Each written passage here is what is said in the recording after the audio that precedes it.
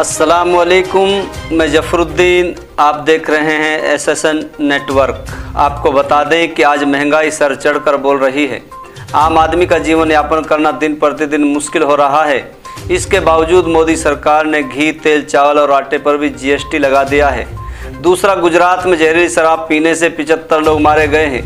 इन मुद्दों को लेकर आप पार्टी और विपक्ष संसद में चर्चा करना चाहते हैं, लेकिन सरकार जवाब देने से बच रही है।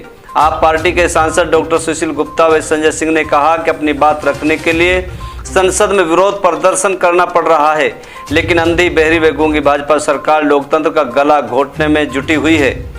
राज्यसभा सांसद डॉक्टर सुशील गुप्ता ने संसद में अपने विरोध प्रदर्शन के दौरान कहा कि भाजपा सरकार न जहरीली शराब पर चर्चा करना चाहती है, न बढ़ती महंगाई पर यह चर्चा करना चाहती है। ये सरासर लोकतंत्र का अपमान है। डॉक्टर सुशील गुप्ता ने आगे ये भी कहा कि हम लगातार जनता से जुड़े मुद्दे उठाते रहेंगे, लोकतंत्र पर प्रहार नहीं होने देंगे। उनके साथ संसद में राज्यसभा सांसद संदीप पाठक भी मौजूद रहे। उन्होंने भी इस मुद्दे पर सरकार को घेरे जाने की बात कही, जिसके उपरांत सभापति ने सांसद डॉक्टर सुशील गुप्ता और संदीप पाठक के महंगाई GST के मुद्दे को संसद में उठाने को लेकर इस सप्ताह के बचे हुए भाग के लिए सस्पेंड कर दिया। सभापति द्वारा सस्पेंड किए जाने के उपरांत डॉक्टर सुशील गुप्ता के अन्य सांसदों के साथ धरने पर बैठ गए। हरियाणा प्रभारी डॉक्टर सुशील गुप्ता ने आरोप लगाया कि बीजेपी नकली जहरीली शराब को बेचकर कमीशन खा रही है। वैसे ही संसद के अंदर वे बाहर जनता की आवाज़ उठाते रहेंगे। मालूम हो कि इससे पहले जनता की आवाज़ को बुलंद करने वाले आम आदमी पार्टी के राज्यसभा सांसद संजय सिंह को भी सभापति द्वारा इस सप्ताह के लिए संसद से सस्पेंड कर दिया गया है। देखिए आगे की रिपोर्ट। जय हिंद साथियों, इस वक्त मैं संसद के मुख्य गेट पर हूँ और क्योंकि बारिश होने लगी थी तो यहाँ पे पोर्टिको के नीचे हम लोग धरने पर बैठे हैं। हमारे साथ TMC के हमारे माननीय जो सांसद हैं वो लोग बैठे हैं और आप जानते हैं कि ये सरकार पूरी तरह से तानाशाही पर उतारू है। इनसे कोई आप महंगाई पे चर्चा की मांग करें, इतनी बड़ी घटना गुजरात में हो गई, इस पर चर्चा की मांग करें जिसमें अब तक 75 लोगों की जान जा चुकी है गुजरात में जहरीली शराब से, लेकिन किसी भी मुद्दे पर ये लोग चर्चा करने के लिए तैयार नहीं है। गुजरात के मुख्यमंत्री का इस्तीफा होना चाहिए। गुजरात के इस मामले की उच्च स्तरीय जांच होनी चाहिए, लेकिन किसी भी बात को सुनने के लिए तैयार नहीं। लगातार सस्पेंशन का फरमान पकड़ाते जा रही है। तो हमारा संघर्ष जारी रहेगा, इनका सस्पेंशन जारी रहेगा, हम लोगों की आवाज उठाते रहेंगे। जनता की आवाज महंगाई सिर पे चढ़ के बोल रही है।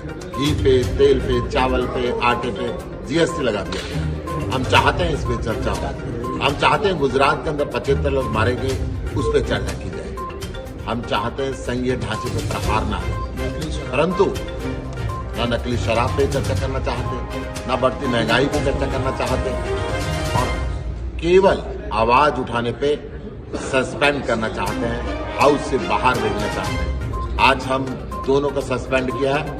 हम हाउस के अंदर है, जनता के खाते रहेंगे, परंतु लोकतंत्र को मरने नहीं देंगे, लोकतंत्र को जिंदा रखेंगे।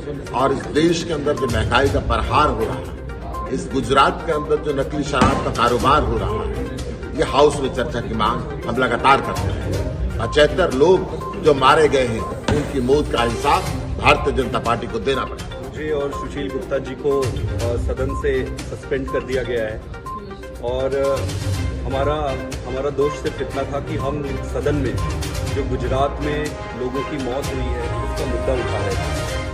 आपको समझना होगा कि सदन में इतने दिनों से न चर्चा कराई जा रही है और ना ही विपक्ष को बोलने दिया जा रहा है। आज गुजरात में 2-3 बड़े मुद्दे हैं।